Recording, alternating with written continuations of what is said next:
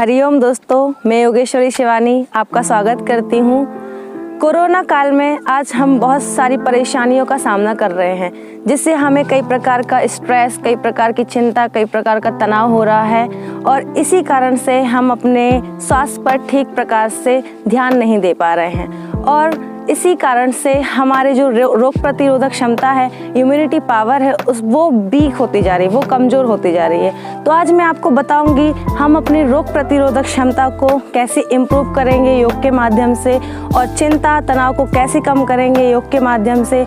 तो चलिए आज हम शुरू करते हैं योग की प्रैक्टिस। तो शुरुआत हम यौगिक आसनों से करेंगे, जिसको करने से आप अपने लंग्स की कैपेसिटी को बढ़ाएंगे और इसके साथ ही आप अपने रोग प्रतिरोधक क्षमता को भी इम्प्रूव करेंगे। तो पहला आसन है उत्तान मंडूक आसन। सबसे पहले क्या करना है, आपको वज्रासन में बैठ जाएंगे आराम से, दोनों पैरों को मोड़ के, दोनों हाथ घुटने के ऊपर।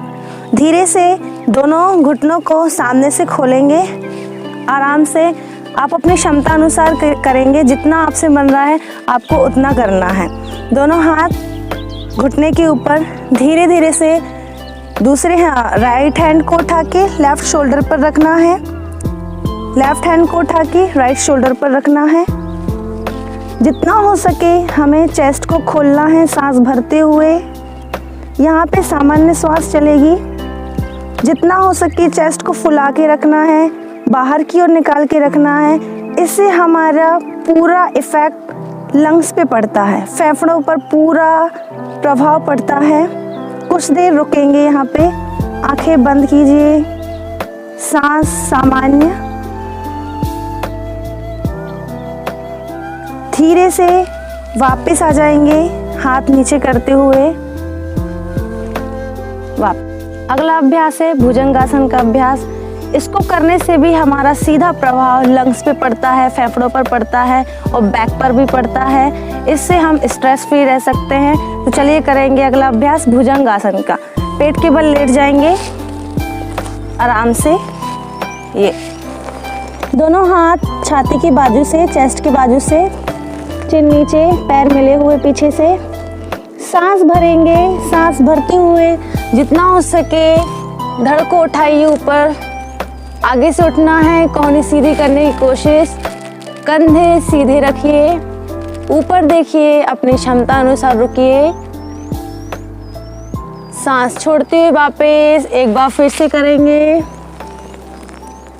फिर से सांस भरिए, ऊपर रुकिए अपनी क्षमता अनुसार। सांस छोड़ते हुए वापस रिलैक्स करेंगे। अगला अभ्यास क्रम है उष्ट्रासन का। घुटनों के बल खड़े हो जाएंगे। अभी ये सामान्य कर रहे हैं हम, नॉर्मल जिसको बैक बेंडिंग करने में परेशानी होती है, पीछे झुकने में परेशानी होती है, तो वो दोनों हाथ अपने कमर पर रखिए। हाथों को ऐसे रखना है, उंगलियां नीचे की तरफ रहें। ओके, फिर सांस भरेंगे। सांस भरते हुए बैक बेंड करना है, जितना हो सके पीछे की ओर झुकेंगे। सांस छोड़ते हुए वापस एक बार फिर से करेंगे। सांस भरते हुए बैक बेंड, सांस छोड़ते हुए फॉरवर्ड आगे। इसी का सेकंड क्रम है, थोड़ा सा एडवांस में। अगर जो पीछे झुक रहे हैं, जिनको कोई तकलीफ नहीं हो रही है, तो हाथों से अपनी एड़ी को पकड़ने का प्रयास करना है।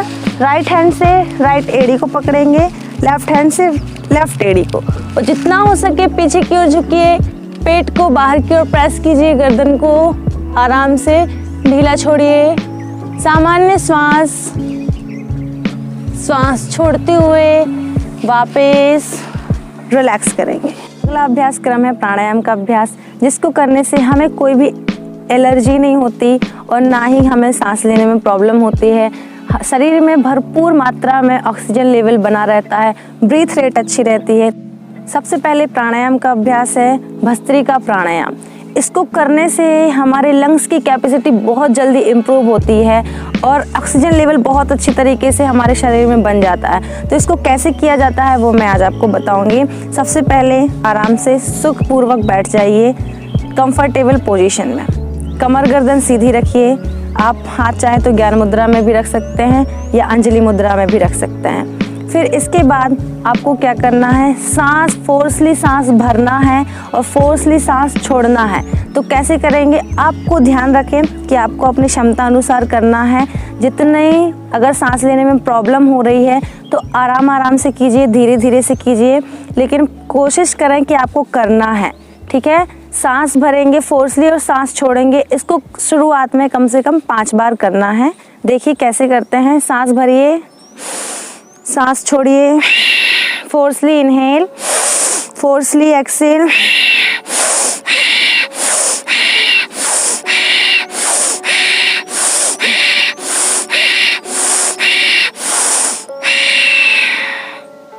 रिलैक्स कीजिए। अगला प्राणायाम है अनुलोम विलोम प्राणायाम। बहुत सुना होगा आपने, बहुत प्रैक्टिस भी अच्छे से की होगी, लेकिन इसको ठीक तरीके से कैसे किया जाता है वो मैं आज आपको बताऊंगी। पहले तो सुन लीजिए, इसके बहुत सारे फ़ायदे हैं अनुलोम विलोम करने के। जैसे हमारे हाई बीपी लो बीपी को कंट्रोल करता है, हमारी श्वास प्रश्वास को अच्छे से बनाए रखता है और हमारी नाड़ियों को भी शुद्ध करता है। इसलिए इसी प्राणायाम को नाड़ी शोधन प्राणायाम भी कहा गया है। तो चलिए आज हम करेंगे अनुलोम विलोम प्राणायाम। कैसे करते हैं, सबसे पहले राइट हैंड का यूज़ करना है आपको। राइट हैंड की आगे की 2 उंगलियों को फोल्ड कर लेंगे, प्रणव मुद्रा के साथ करना है। इसको प्राणायाम मुद्रा भी बोलते हैं। आगे की 2 उंगलियां फोल्ड रहेंगी, पीछे की 2 उंगलियां ओपन रहेंगी। राइट थंब से राइट नोस्ट्रल को बंद करेंगे, राइट नासिका को बंद करेंगे। लेफ्ट साइड से सांस भरेंगे, आंखें बंद करिए। राइट साइड से सांस छोड़ दीजिए, फिर राइट से भरिए, लेफ्ट से छोड़िए, फिर लेफ्ट से सांस भरना है। Inhale from right side, exhale, then again inhale from right side, exhale from left side. अगला अभ्यास क्रम है कपालभाति यौगिक क्रिया का। It's not a pranayama, it's यौगिक क्रिया। ये एक यौगिक क्रिया है, जो 6 क्रिया है उनमें से एक है कपालभाति यौगिक क्रिया।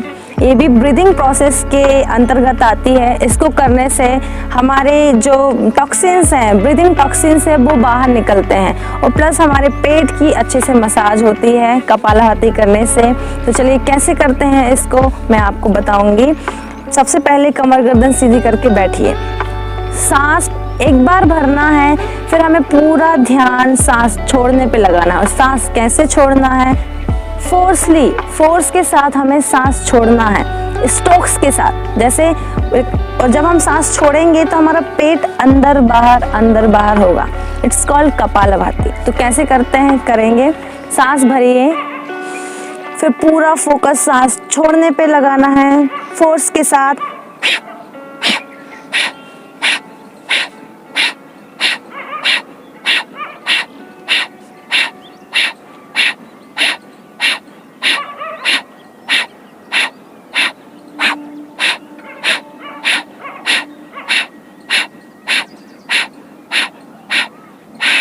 धीरे धीरे शुरुआत में 10 से 15 बार आपको एक बार में सांस छोड़ना है।